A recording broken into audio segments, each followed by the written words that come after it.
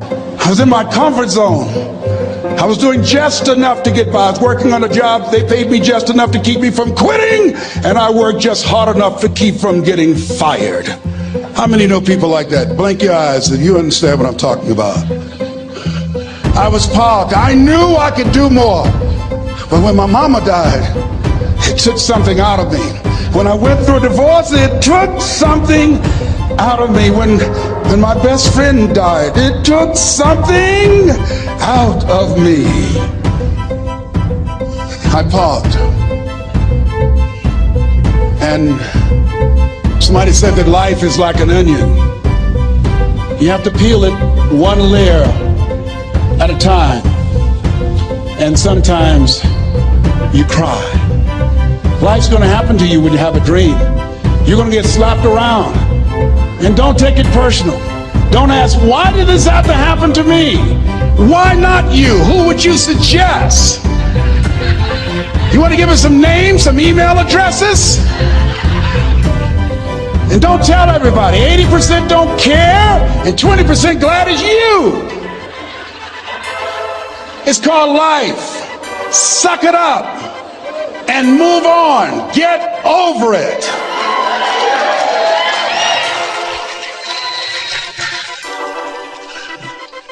It happens to everybody. Here's the other thing: is you look at your goals and look at your dreams. When you're going through some stuff, repeat out to me, please. When things go wrong, don't go with them. Yes, write that down. When things go wrong, don't go with them. When you're working on a business deal, you're counting on some money. Someone said you will get the loan, and it falls through. You have an event, and the people that you thought would be there and support you, they don't come through. Or someone turns against you, or you get ripped off. It's going to happen to you. Happened to me. Someone stole all my products. My database, over 180,000 names and addresses. It's not personal. It's going to happen to everybody. It does. 8 out of 10 millionaires have been financially bankrupt. Walt Disney had 7. He filed bankruptcy 7 times and had 2 nervous breakdowns. It's called life. But I got a saying: when life knocks you down, try and land on your back, because if you can look up, you can get up. You've got the power in you to do that. You've got something special. You've got comeback power. Here's the other thing. Let us say together, it's possible. It's necessary. It's me. Yes, write that down. It's me. Take ownership for your life. Nobody can live your dream for you but you. Nobody's going to take care of your business like you. Stop coming up with excuses. Don't give yourself permission to continue to live a small life. You can't fit a big dream into a small life. Give yourself permission to go for it, to test yourself, to challenge yourself, to live full. I like the saying, always strive to get on top in life, because it's the bottom that's overcrowded. The reason you're here is because there's something in you that says, I can do more. This just can't be it. There's something in you. There's a calling on your life. There's something in your heart that caused you to get dressed and spend the money to go to seminar after seminar and listen to message after message and speaker after speaker. Because there's something in you that tells you this is not it for you. You have not peaked here. There's more in you that you're expressing. Eye has not seen, ear has not heard, nor has entered the heart of mankind what's in store for you if you challenge yourself, if you persist and persevere, if you take ownership for your life. George Bernard Shaw said the people that make it in this life, they look around for the circumstances that they want, and if they can't find them, they create them. Create what you want. You have the power in you to do more than you can ever begin to imagine, to control your destiny, to make a difference in our children, to make a difference on the planet, to make an impact. Let us say together, it's me. And let us say together, it's hard. Say it like you know it. Say, it's hard. Ladies and gentlemen, it's hard. There are people who have seen their retirements taken away from them by the corporations that they work for. They were within 2 or 3 years of retiring, and they had it taken from them. The number one entrepreneurs in this country now are senior citizens. The number one employer, number 2, McDonald's and Walmart. And there's nothing wrong with those jobs. I guarantee you those people did not have a plan to end up living their lives at the end of life with those types of jobs. And they didn't have a plan like you have, and while you're investing in yourself, not to. And it's hard. There are people making choices between purchasing prescription drugs or paying for gas or a mortgage note. It's hard when you're working on a job for 20 years, 30 years, give them some good years, and then they come in and tell you, we've downsized. In other words, you're fired. And then you have to start all over again. How many of you know it's hard? Raise your hands, please. It's hard. And it's not fair. One of the things I like about T. Harv is he talks about work and investing in yourself. It's not fair when people are going up against that kind of stuff to tell them just think positive and be enthusiastic and everything will work out all right. Ain't that kind of party. It's hard. Life will put some knots on your head. I had a lien against it. And they called me, Mr. Brown, yes, there's a lien against your property. We need $55,000 if you're going to stay there. Wait a minute, sir. I just bought this home. The guy told me there were no liens against it. I'm not the one that owe you the money. You should have checked that out, Mr. Brown. Come on. I called my attorney. We followed up. Yes, Les, there's a lien against the property.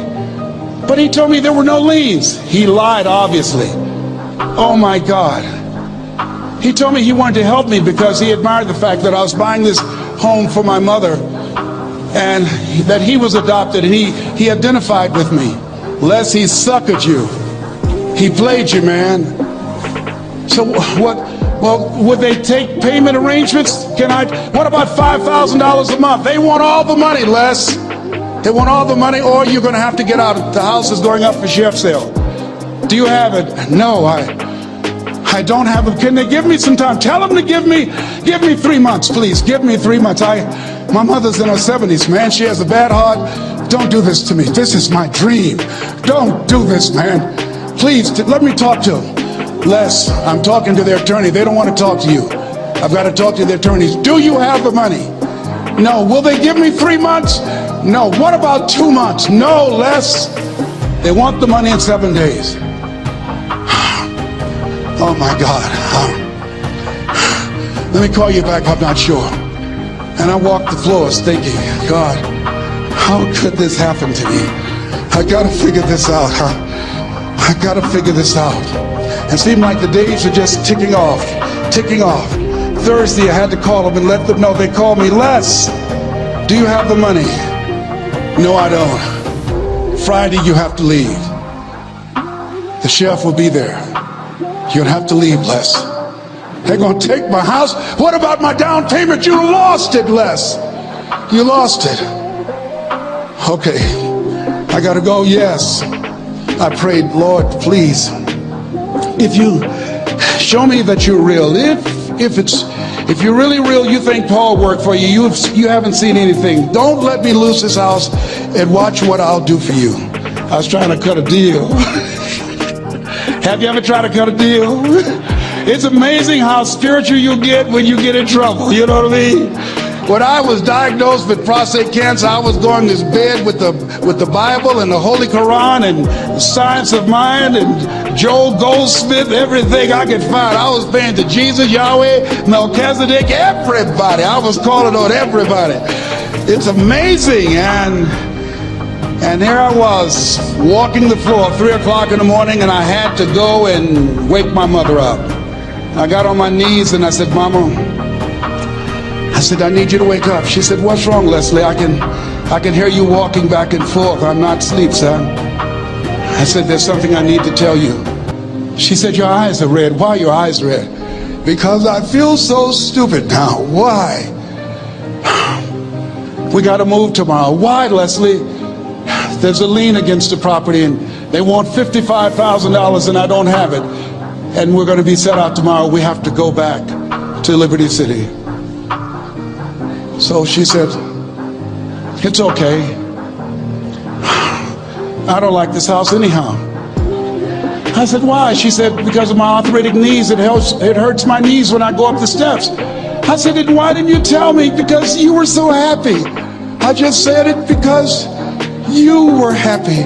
I'll live in a shack with you, boy. I love you. It's not the house. I love you. I love all my children.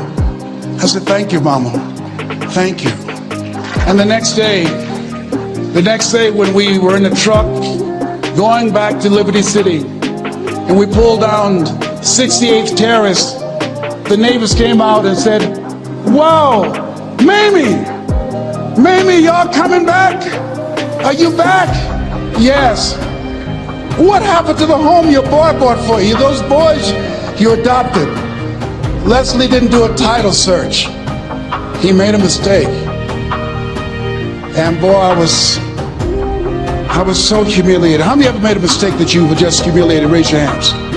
I was devastated. I was taking the furniture off the truck, and my mother came and I was crying. And she said, boy, I said, yes, ma'am. She said, hold your head up. I said, Mama, I can't. She said, hold your head up. I said, why? Look what I've done. She said, it's okay. It's okay. You are going to make a lot of mistakes in life, young man. You're going to fail your way to success.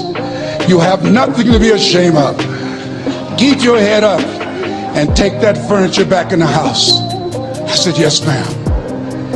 And I learned something from that. If you ever go through something, hold your head up. If you ever make a mistake, hold your head up. If you ever do something that everything goes wrong, life catch you on the blind side, hold your head up. It's not over. Goethe said,